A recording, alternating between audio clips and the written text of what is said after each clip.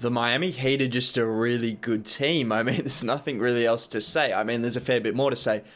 But just in the essence of it, the Miami Heat are a really good team and a team that should be title favorites at this point in time. I think they should be the title favorites. If we have learned anything from these playoffs in particular, it's that being up 2 games and being up 3 games to 1, it doesn't really mean anything, does it? And particularly when you're facing a team like Boston that have Jason Tatum who put up 28 points, 26, 28 points in the second half alone. Sure, he had donuts in the first half, but I think it's more impressive that he dropped 28 points in a half on like 10 of 15 shooting, and he can do that regularly. He could drop 40 points over the next 3 games. Like, that wouldn't be shocking. And so then they have Kemba Walker, who's been disappointing, but he can still go off for 30 on any given night. Jaylen Brown, even Marcus Smart. We know the Celtics, they've brought all the games down to the wire against the Heat. We know it'd be a tough series, so the series is far from over. But the Heat just continue to do what they've been doing all year, and in particular all year in the playoffs, and that's just find a way to win. They just find a way to win.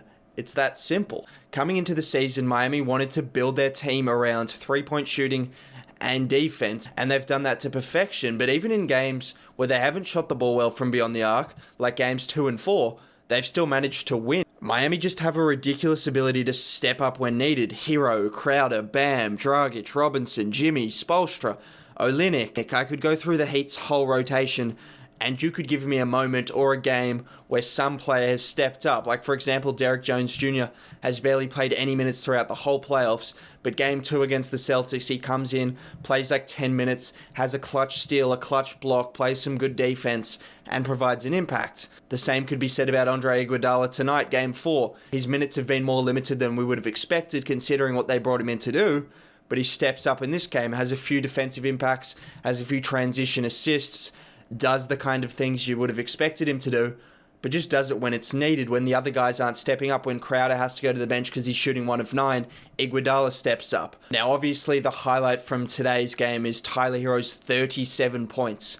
37 points, setting a franchise record as a rookie, surpassing the great Dwayne Wade. And if he can have a career like Dwayne Wade, the Heat are going to be in for some success going forward. He also put himself in the company of Magic Johnson, Derrick Rose, and the man himself, Brandon Jennings. Yeah, Brandon Jennings somehow managed to put himself in that company, but I guess he had a 50-point game as a rookie, and so I think Barack Obama called him a baller, so there's something in that. Now, quickly before I go any further and talk about why the Heat are so good and what makes them so good, can you just drop a like right now?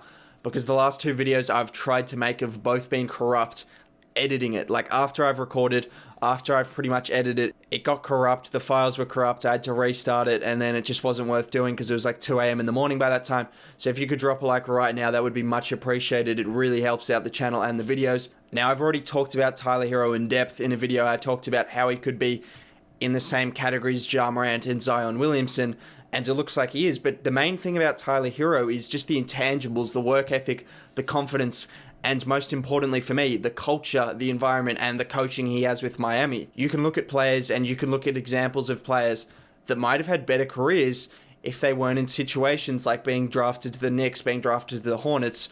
No disrespect to those franchises. I mean, you could name other ones, but you know what I mean. And then you look at players that were drafted into the perfect situation. Dwayne Wade said that, admittedly, that if he was drafted to Chicago where there was bad influences around him, there wasn't the same structure, his career could have gone down a different path. But those are the kind of things that need to go right for a rookie, particularly when you're not a generational talent. Tyler Herro could be fantastic. Maybe he turns out to be just that. But when you're not a generational talent coming out of college and don't have it guaranteed that you're going to put up 30 a night from the get-go. But the best thing the Heat have about Tyler Herro is it's not just about the future, it's about the present right now, the present that involves a potential NBA Finals appearance, which he's going to need to contribute to quite a lot. He's one of their leading scorers. He scored double digits in 13 playoff games in a row. That's incredibly impressive, including 59 points, 37 and 22, 59 points over the course of the last 2 games.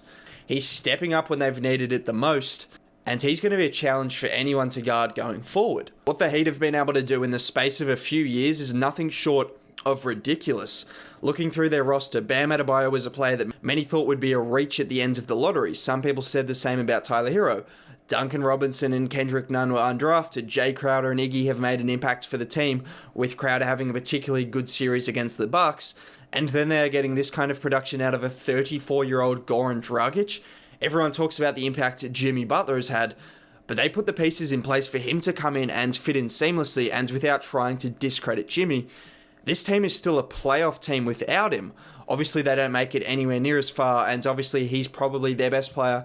Maybe Bam Adebayo. You could make a case because Bam Adebayo is insane. But I'll make it clear that I'm not trying to discredit what Jimmy does, because although some people say he's not a star or a superstar level player because he doesn't average 30 a night, or because some nights he'll have 15 points and it seems like he doesn't have an impact because of those 15 points. But let me just say, Julius Randle's put up 20 and 10 the last 2 years. Julius Randle has put up 20 and 10 for 2 consecutive years.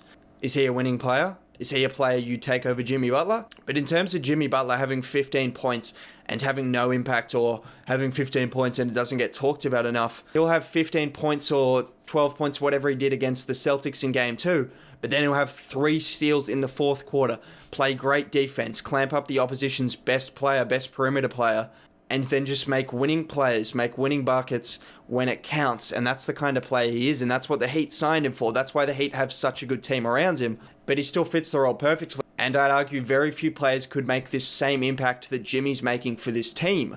That doesn't mean he's the best player in the league, but he fits this team perfectly and they need him to click. What I even find most impressive about Jimmy is the fact he's so selfless. It's so ironic that that's the main positive coming out of this playoff run in this season, considering what everyone said about him.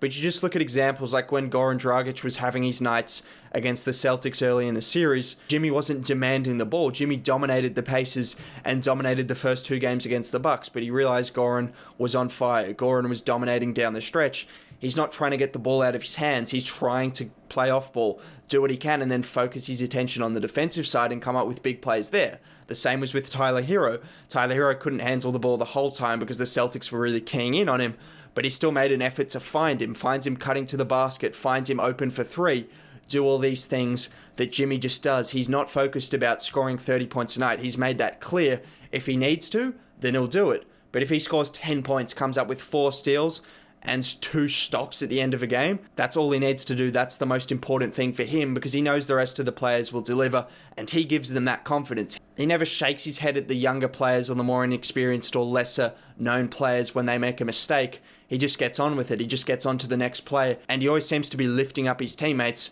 which again, it's so ironic that he seems like the best teammate and one of the best leaders in the league, if not the best leader, considering everything that was said about him. I mean, this Heat team is just so crazy to me. You've got Goran Dragic, who is playing as a 6th man, coming off the bench to an undrafted rookie, and now he's starting in the playoffs again, and he's outplayed Malcolm Brogdon, Eric Bledsoe, and now Kemba Walker in 3 consecutive series. This is someone, a 34-year-old that people had not written off, but someone that wasn't even in this 6th man of the year voting contention, which was bullcrap, let's be honest. And you have him outperforming 3 highly regarded guards in 3 consecutive series. And you look at the other 6 men across the league, Lou Will did nothing for the Clippers, and so did Montrezl Harrell. These are the 2 highly regarded 6 men of the year. Goran Dragic comes in and takes the starting spot and dominates starting opposition. Despite all of this that makes the Miami team so great, people are talking as though LeBron has already won his 4th ring, which is so disrespectful. It's insane. I mean, it's disrespectful enough to the Nuggets, and then you're talking as though the Heat aren't going to be a challenge for the Lakers? Are you kidding me? We'll save that for another day if the Lakers do make it through. But this Heat team can match you with any team in the NBA. What else do they need to prove? They don't need to prove anything else. Just because they don't have a player that puts up 35 a night doesn't mean they're not as good a team as the other teams with those 30-point per night game scorers. I mean, this Heat team has been the best team in the playoffs. They're 11-2. They've lost 2 games, and they haven't played scrubs. They've played the Pacers, the Bucks, and now the Celtics, and they've lost 2 games. And a lot of this comes down to the man who I think is the most impactful player for this team, Bam Adebayo. If he doesn't win at least 1 Defensive Player of the Year award, I would be shocked. He clamps up Kemba Walker 1 possession, Jason Tatum the next, and then we see what he's done to Giannis all season long. The only player that has the same kind of switch ability and defensive ability as Bam is Anthony Davis, but even he can't match up in the post like Bam can do. Bam could guard Jokic in the post. Bam can guard Anthony Davis, sizing up players with a mid-range game.